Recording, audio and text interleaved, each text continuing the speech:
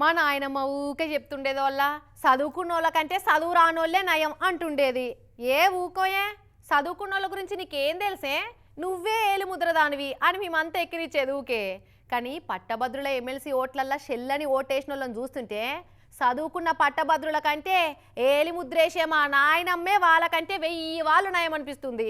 పెద్ద పెద్ద డిగ్రీ చదువులు చదివిన డబుల్ పిహెచ్డీలు చేసిన పెద్ద పెద్ద కొలువులు చేస్తున్నా అని పొంగనాలు కొడుతుంటారు కానీ ఉత్త ఓటేస్తలేదు చాలా మంది పట్టభద్రులకు. పట్టభద్రులు వేసిన చెల్ల నోట్లు చూస్తే నీకంటే చదువు రానోళ్ళే చక్కగా ఓటేస్తారు కదయ్యా అని నెత్తి కొట్టుకుంటారు. మెదకు, నిజామాబాదు, ఆదిలాబాద్, కరీంనగర్ పట్టభద్రుల ఎమ్మెల్సీ ఓట్లు అయినాయి కదా. ఇక అందులో బీజేపీ అభ్యర్థి అంజిరెడ్డి సార్ గెలిచిండు. Alphores college Narender sir ఓడిపోయిండు. అయితే అంజిరెడ్డి సార్ జస్ట్ 5106 ఓట్లతోటి ఓటెక్కి బయటపడ్డాడు. ఆయనకు పడ్డ ఓట్ల కంటే 5 రెట్లు ఎక్కువ చెల్ల నోట్లే ఉన్నాయంటే చూడురి ఎట్లున్నదో కథ. మొత్తం 2,52,029 మంది పట్టభద్రులు ఓటేస్తే అందులో 11.38% ఓట్లు చెల్లలేదు.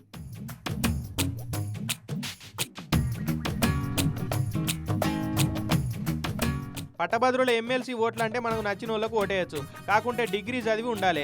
అవి ఆ డిగ్రీలు చదివిన వాళ్ళకి ఇప్పుడు ఓటేస్తలేదు. ఆ ఓట్లల్లో మనకు బాగా నచ్చిన మనిషికి 1వ నెంబరు, తర్వాత పర్వాలేదు అనుకునే మనిషికి 2వ నెంబరు, పర్వాలేదులే పనికొస్తాడనే మనిషికి 3వ నెంబరు, ఇట్లా ఎంతమంది నిలుస్తుంటే అంతమందికి ప్రాధాన్యత ప్రకారంగా 1వ నెంబర్ నుంచి వరుస నెంబర్లు ఇచ్చి ఓటేయచ్చు.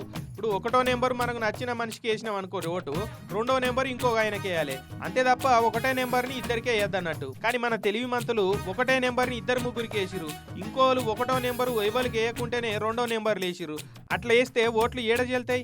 ఇంకొందరు బ్యాలెట్ పేపర్లలో కవితలు రాసి వాళ్ళ పాండిత్య ప్రదర్శనలు చేసిరు. ఇంకొందరు మహానుభావులు పిచ్చి గీతలు గీసిరు. ఇంకొందరు సొంత పెన్నులు పట్టుకపోయి బరబర కాకిరి బీకిరి టిక్కులు పెట్టి వచ్చిరు, గుండాలు చుట్టిరు. ఇక ఇట్లా బ్యాలెట్ పేపర్ను సంటి పొరగాలు బొమ్మలు వేసే డ్రాయింగ్ బుక్కుల పేజీ లెక్క మార్చి పడేసిరు. అట్లా వాళ్ళ అతిమేధావితనాన్ని బయట పెట్టుకొని ఓట్లన్నీ చెల్లకుంట శతకుప్పల పాలు చేసిరు. ఇక అట్లా చేసి అభ్యర్థుల తలరాతను తలకిందులు చేసి పడేసిరు. ఆ చెల్ల నోట్లు కూడా లెక్కకొస్తే ఇప్పుడు గెలిచినోళ్ళు ఓడినోళ్ళ ఫ్యూచరు ఇంకో లెక్క ఉండేది పాపం.